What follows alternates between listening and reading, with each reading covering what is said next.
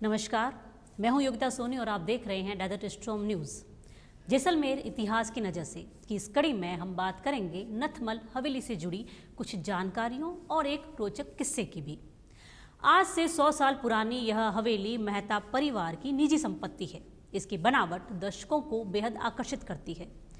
इस हवेली का निर्माण सन 1885 में महारावल बेरीशाल जी के राज्यकाल के दीवान नथमल जी मेहता ने करवाया था। इसका निर्माण कैसे हुआ, इसका एक रोचक किस्सा है। हुआ यूं कि महारावल बेरीशाल जी के कोई संतान नहीं थी। संतान प्राप्ति के लिए कई जतन किए परंतु विफल रहे।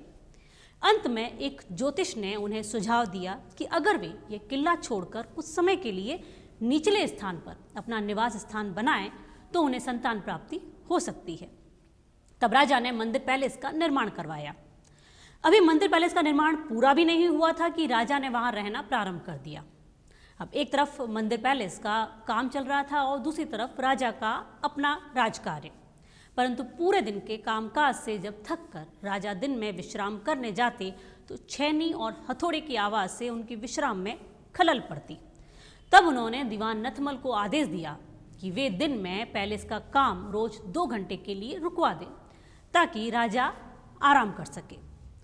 दीवान ने राजा के आदेशानुसार वही किया जो उन्होंने कहा, परंतु उन्होंने सोचा इस प्रकार रोज 2 घंटे काम रोकेंगे तो रियासत का बहुत बड़ा नुकसान हो जाएगा। इसलिए नथमल जी ने दिन के 2 घंटे कारीगरों को मंदिर पैलेस के काम से हटाकर पास ही एक खाली पड़ी जमीन पर हवेली का निर्माण शुरू करवा दिया। जब मंदिर पैलेस का कार्य पूर्ण हुआ तो उसका विधिवत उद्घाटन करने की तैयारियां शुरू हुई। उस समय दीवान नथमल जी ने राजा को 2 चाबियां दी। तब राजा ने कहा, ये 2 चाबियां किसकी? तब दीवान ने राजा को इस हवेली के बारे में बताया और कहा कि एक चाबी आपके पैलेस की है और दूसरी इस हवेली की। हवेली को देखकर महारावल आश्चर्यचकित रह गए। दीवान की सूझबूझ पर मोहित होकर राजा ने वो हवेली नथमल जी को भेंट कर दी। हवेली के प्रथम द्वार पर लिखा दोहा इस बात का साक्षी है।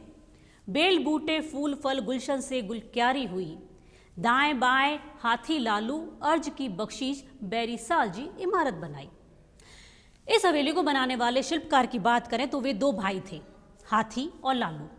ये दोनों ही उच्च कोटि के शिल्पकार थे। इस हवेली का आधा भाग एक भाई ने बनाया और आधा भाग दूसरे भाई ने बनाया। दोनों ने हवेली में किसी भी कलाकृति को नहीं दोहराएंगे ये शर्त रखी थी। हर तरफ की कलाकृति अलग अलग होगी और दोनों भाइयों ने इस शर्त का पालन भी किया। अधिकतर लोग इस फर्क को नहीं देख पाते हैं और गौर से देखने पर ही हम ये जान पाते हैं। जैसे कि जब आप नथमल हवेली के सामने खड़े होंगे तो आपका जो दाहिना हाथ है उस तरफ जो झरोखा बना हुआ है और जो बाएं हाथ की तरफ झरोखा बना हुआ है, उन दोनों में ही आपको फर्क नजर आएगा। दाहिने हाथ के झरोखे में सिर्फ एक खिड़की है और बाएं हाथ के झरोखे की तरफ 2 खिड़कियां हैं।